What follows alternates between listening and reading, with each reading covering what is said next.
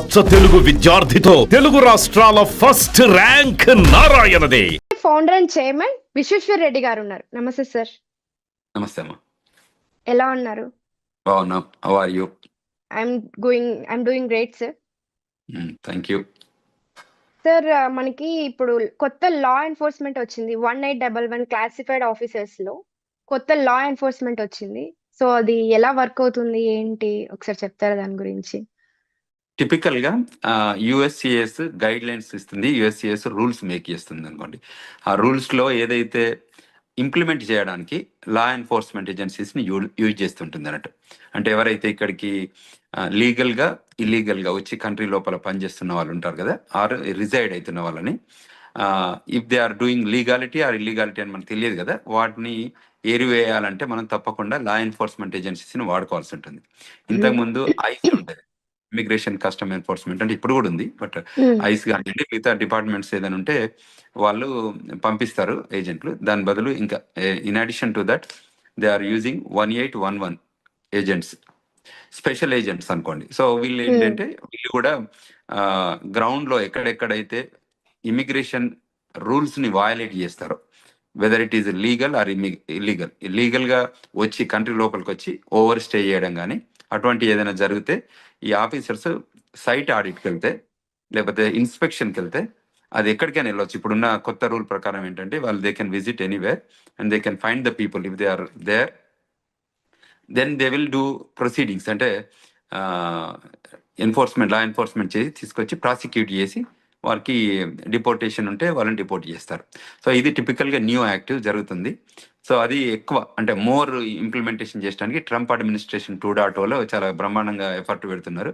So every సెక్టర్లో కూడా, ఇప్పుడు మేము వాషింగ్టన్ డీసీలో ఉంటాం, వాషింగ్టన్ డీసీలో కూడా ఇప్పుడు ఫెడరల్ ఏజెంట్స్ కానీ సెక్యూరిటీ కానీ బాగా బీపప్ చేశారు. సో ఇక్కడ కూడా చాలా జరుగుతున్నాయి ఈవెంట్స్. ఎక్కడైనా ఇల్లీగల్ ఏలియన్స్ ఎవరైనా గోడ దునికి రావడం కానీ, ఇంకా వేరే ఏ నామ్స్తో వచ్చినా కూడా టన్నల్ నుంచి రావడం కానీ, మెక్సికో బార్డర్స్ ఉంటాయి కదా, ఆర్ కెనడా బార్డర్స్ నుంచి, ఎందుకంటే ల్యాండ్ బార్డర్స్ ఈ రెండు కంట్రీస్కే ఉన్నాయి మేజర్గా పెద్దగా. So land distance wise, so వీటి నుంచి లోపలికి డిఫరెంట్ నామ్స్ ఆఫ్ ట్రాన్స్పోర్టేషన్ ద్వారా వస్తారు.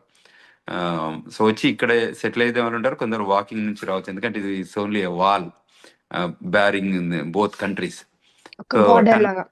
బార్డర్ లాగా ఉంటుంది, ఒక వాల్ గోడ కట్టారు. సో సమ్ ప్లేస్లలో ఫెన్స్ ఉంటుంది. సో వాటిని కూడా అక్కడక్కడ బ్రేక్ చేసుకొని కానీ లేకపోతే టన్నల్ రూపకంగా కానీ కింద టన్నల్ చేసుకుంటుంటారు వీళ్ళు. తర్వాత వాల్ ని జంప్ అవుతుంటారు. అంటే చాలా లాంగ్ బార్డర్ ఉంటుంది అన్నట్టు. అందులో సమ్ టైమ్స్ పోలీస్ ఆఫీసర్స్ లేని ప్లేసెస్ ఉంటాయి కదా, అక్కడ వాళ్ళు జంప్ కావడానికి ఆస్కారం ఉంటుంది. అట్లా వచ్చిన వాళ్ళందరినీ ఇప్పుడు ఈ ఆఫీసర్స్ కి నౌ దే ఆర్ డూయింగ్ చాలా థరో ఇన్వెస్టిగేషన్ చేసి ఇన్స్పెక్షన్ చేసి పట్టుకొని వాళ్ళని డిపోర్ట్ చేయడం. ఎండ్ గోల్ ఏంటంటే దీన్ని డిపోర్ట్ చేయడం. సో డిపోర్టేషన్ ప్రాసెస్ లో వాళ్ళు they use all the law enforcement agencies చూసి తర్వాత కోర్టు సిస్టమ్ ద్వారానే పంపిస్తారు. అంటే everything they do procedurally, but ఇది the departments are more inspection oriented ఇప్పుడు నో.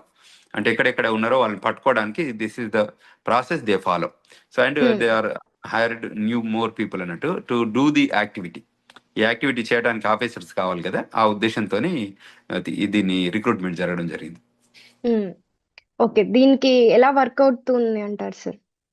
అంటే టిపికల్ ఏంటంటే వీళ్ళు ఎక్కడైతే ఇప్పుడు రెస్టారెంట్లో కానీ, గ్యాస్ స్టేషన్లో కానీ, గ్రాసరీ స్టోర్లో కానీ, లేకపోతే కంపెనీస్లలో కానీ వాళ్ళు ఎక్కడైనా ఉండొచ్చు, వాళ్ళు పనిచేస్తూ ఉండొచ్చు, లీగల్ ఇల్లీగల్ కానీ ఏదైనా వాళ్ళు వెరిఫై చేస్తారు. అంటే ఇప్పుడు లీగాలిటీ ఉంటే అది wherever you name it, because this is an immigrant country కదమ్మా. ఇక్కడ ఏ డిపార్ట్మెంట్లో కూడా ఎక్కడ ఏం పని చేసినా కూడా అవి రెస్ట్రిక్షన్స్ ఏమన్నా ఉంటాయా సార్ దీనికి? రెస్ట్రిక్షన్స్ ఏముండే, ఎవరున్నా కూడా పట్టుకోవడమే అంతే. వాటిని తప్పకుండా ఐడెంటిఫై చేస్తారు, వెరిఫై చేస్తారు. అంటే డాక్యుమెంటెడ్ వర్కర్స్ అంటారు ఇక్కడ. టిపికల్ గా ఏంటంటే ఎవరైనా కూడా నాన్ ఇమిగ్రెంట్ ఏలియన్స్ అందరూ they have to hold the documentation. వాళ్ళ ఇమిగ్రేషన్ స్టేటస్ కి చూపించే డాక్యుమెంటేషన్ చూపియాలి. అడిగితే ఒక ఫెడరల్ ఆఫీసర్ వచ్చి can you please show your immigration status అంటే తప్పకుండా ఆ స్టేటస్ ని చూపియాలి.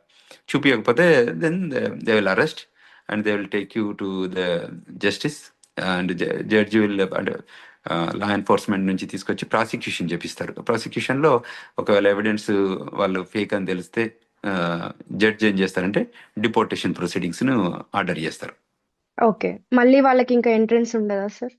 అంటే వయలేషన్ చేసిన దాన్ని బట్టి అమ్మా, వాళ్ళు ఎంతవరకు ఓకే. వయలేషన్ చేశారు, ఎన్ని నెలలు ఉన్నారు కంట్రీలో అన్న దాన్ని బట్టి బార్ ఉంటుంది.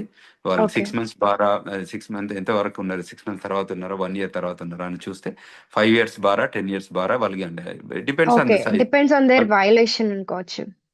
కరెక్ట్. సో అప్పుడు బార్ ఓకే. చేస్తారు.